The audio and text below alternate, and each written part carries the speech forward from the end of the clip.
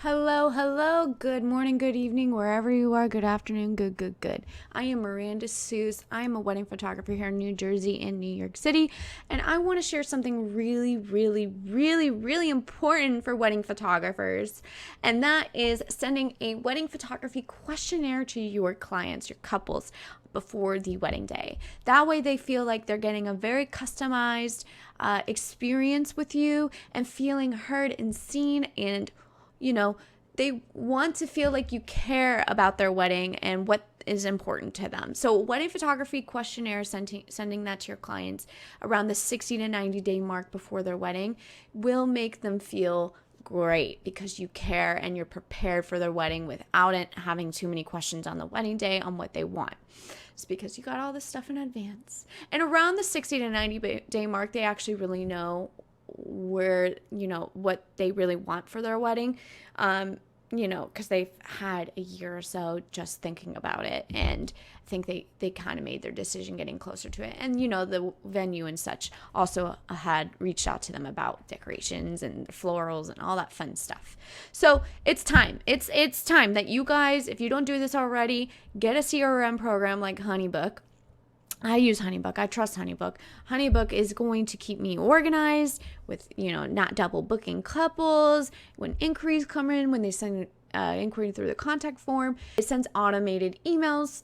And leading up to the wedding day, I like to prepare my couples with different checklists and stuff like that. So one of the things I get automated email to my couples is around the 60 to 90 day mark is a wedding photography questionnaire. So I want to walk you through some important questions that you need to ask your couples, but in this wedding photography questionnaire.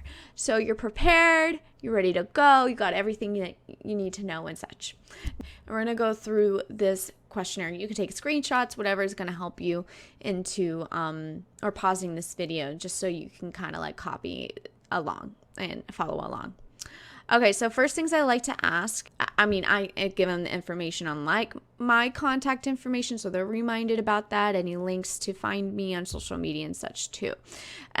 So one of the things is, couples like to ask, what do you eat? What's going to be your meal, vendor meal, things like that. Well, I need to be kind of clear and upfront with them to let them know I am pescatarian. I can't eat chicken or other meats. So just to provide either a vegetarian or a pescatarian option would be lovely during the reception.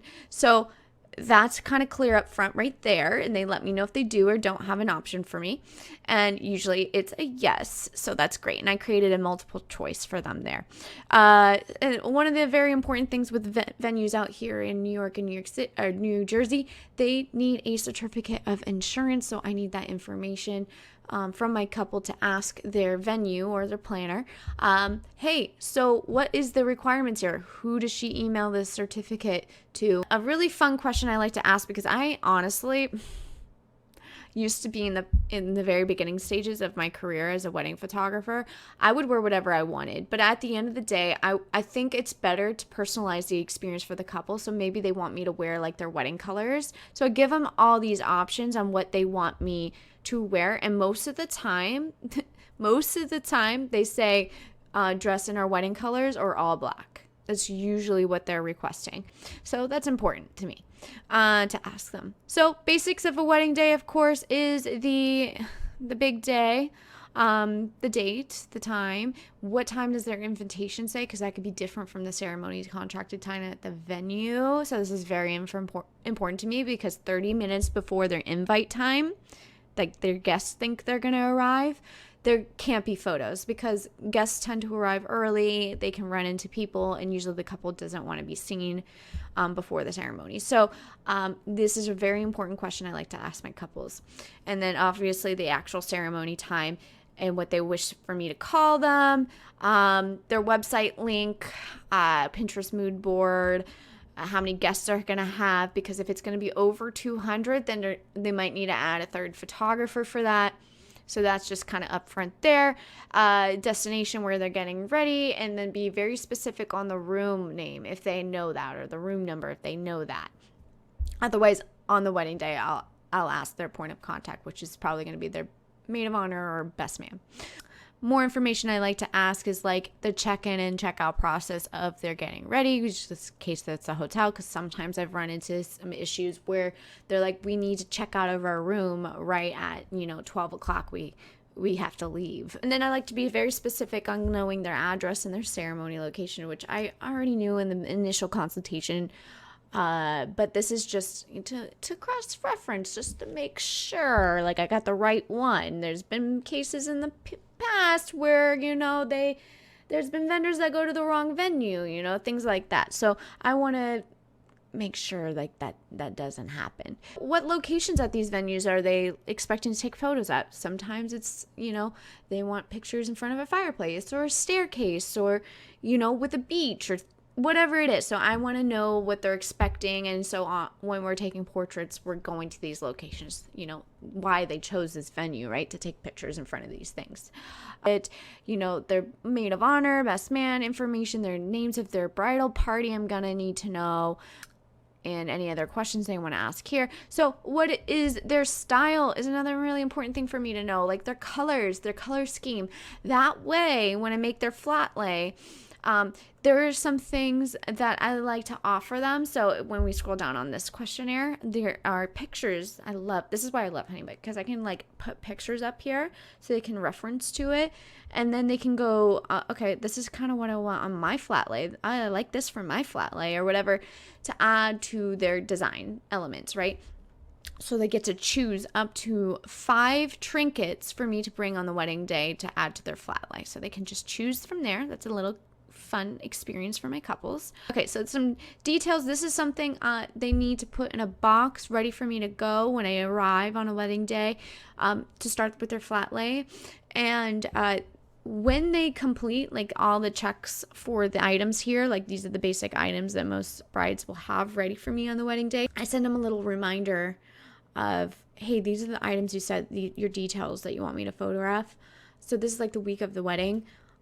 Please remember to put this all in a box so they can reference to that and be prepared before I arrive. So this is really important. Hair and makeup artists, what did they tell them they needed to be ready by? Because sometimes this needs to be adjusted by an hour or so. So so when I create the timeline based on what their answers are here in the questionnaire, I'll get a better idea, because usually their first, for example, their first bridal portrait photo that I take of them after I'm done with flat lays, I want hair and makeup done within like 20 to 30 minutes before that first photo, because sometimes they run late, like a lot. But more recently, my couples have been listening to me when I say this, that now they are on time. Before, I didn't really like say much about it, but now it's stressed me out so much as a wedding photographer doing like their bridal prep photos that I have to rush it, and I don't want that happening for them on their wedding day. So that's why I tell them, hey, 20 to 30 minutes, let them know. Like if, our first photo is at 2 o'clock, tell them you need to be ready by 1:30. Just so they have 30 minutes of buffer in case they do run over, and they'll be fine. Okay, so getting ready photos, what's important to them, who's going to get them dressed, do they want, in the robe shots, do they want headshots, things like that. So they get to check all that apply. These other details I need to know, is it a corset dress? That is going to take a lot more time for their bridal prep and take away from other photo opportunities if they have a corset. But if they have, actually, since we're on here, I didn't even have that as an option. We're just going to add that real quick. We're going to say corset, because I just recently had a wedding with a corset and it was taking like 30 minutes for her to get dressed. So if it's buttons, that also takes a little while too. So they're going to need like one of those hooks, those crochet hooks, to help them speed up the process of getting buttoned up. But if it's a zipper, fast, things like that I need to know, so I can adjust the timeline accordingly. Getting ready photos for him, usually most of my couples are bride and groom, but there's chances that they could be 2 grooms and 2 brides. I am LGBTQ friendly, guys. This is just a general questionnaire because most of the times I do get couples. But hey, if there's a couple that ends up booking me that ends up being 2 brides, I would change the pronouns here. or if it ends up being 2 grooms, I would change the pronouns here. Just so you guys are aware, this is totally customizable on Honeybook, so I love that. So it's the same thing with Bridal Prep. You're asking all these like personalized questions. You can just screenshot or pause the video if you really want to take a look at those. Portrait sessions, are we doing a first look, or are they waiting at the ceremony?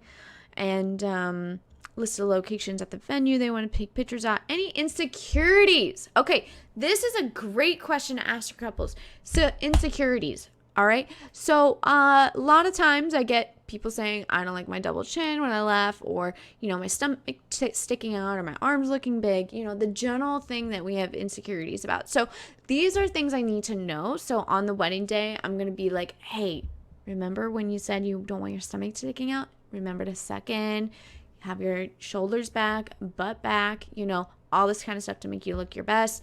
You pop that knee out, the one that's towards the camera, all that fun stuff. Just so they know that I am thinking about them and like making sure that they feel good in front of the camera, because I'm like, oh, you remember when you said you don't like this in your pictures? I'm helping you correct that. And they're like, oh, okay, thank you. Now I know like how to pose without like showing these insecurities off. And they love their pictures that way. All right, rant over. Next, wedding party pictures on what's important to them, on what groupings they want, family photos, who's going to be the best person to wrangle like the family members, so they can just let me know who that is. Usually it's a maid of honor, best man type situation, or like a sister or a brother. Okay, so this is very important. So with the family groupings, I am very specific. I could say 15 max, unless if they have more than 15 groups, then we need to extend this part of family photos. So for 15 groups, they need to be very specific, like the bride's name, groom's name, the name of the parent, and the relationship to the bride or the groom, things like that. So I give them right here in this box, a little example of what to type in. Usually I hand this list over to my assistant, and they'll roll call, or my second shooter to roll call these names, because I am just shooting and I'm posing for these family groups to just like make it as fast as possible so they can go hide away before their ceremony. And I want people to be called by their first name. It's just respectful. People like hearing their name. Get their first names in the relationship to the couple. It's going to be such a breeze when you go through family photos, because it is the toughest part of the wedding day. And it's not even that bad. So if that is the toughest part of the wedding day, everything's going to be fine in a breeze, because you're going to get all the photos done as fast as possible, efficiently as possible, because you are prepared, baby. That's why you have this wedding questionnaire. Okay, so now we're moving on to the ceremony. So the ceremony, we need to know the obvious, the start times with their invitation times, which was the first question we asked. When do they plan to rehearse for the ceremony? Was it the day before? That's great, because we don't have to worry about adding that to the timeline on the day of. Or is it the day of? Because then we need to add that into the timeline, okay? Because the venue maitre d', the venue coordinator, is going to want to pull the wedding party and the bride and groom away to practice for the ceremony. And this all needs to happen before guests arrive. So it's very important to know this information, okay? Ask the officiant information. Is it their friend? Is it a priest or a cantor? Whatever it is, find out what it is, who they are. And if there's a religion, obviously, how long do you anticipate the ceremony to be? Vow exchange. Is there going to be marriage license signing on the wedding day? Anything else that I should know about the ceremony that's important to them? For cocktail hour, how long is it? Sometimes they're 90 minutes, which is fantastic if they want to do family photos during that time, because then we can just kind of go into the cocktail hour and then they could still enjoy it. Cake cutting options, their timeline for the reception, because as a photographer, I don't really control that timeline. I just let them know, hey, if you want golden hour photos, like sunset photos, this is the time frame that we can do that during reception usually, or cocktail hour. I want photos for like their cake cut, their speeches. I need to know when that's happening. That way that they have enough time contracted with me on the wedding day to photograph those moments. I like to ask them if they're looking for a magical fine art photo, because that also takes about 10-15 minutes out of the reception to go take that photo. Excuse me. And so these are some examples of what they can select from. And they get to choose what they're, which one that they're interested in. And if we have time for more, we could do more.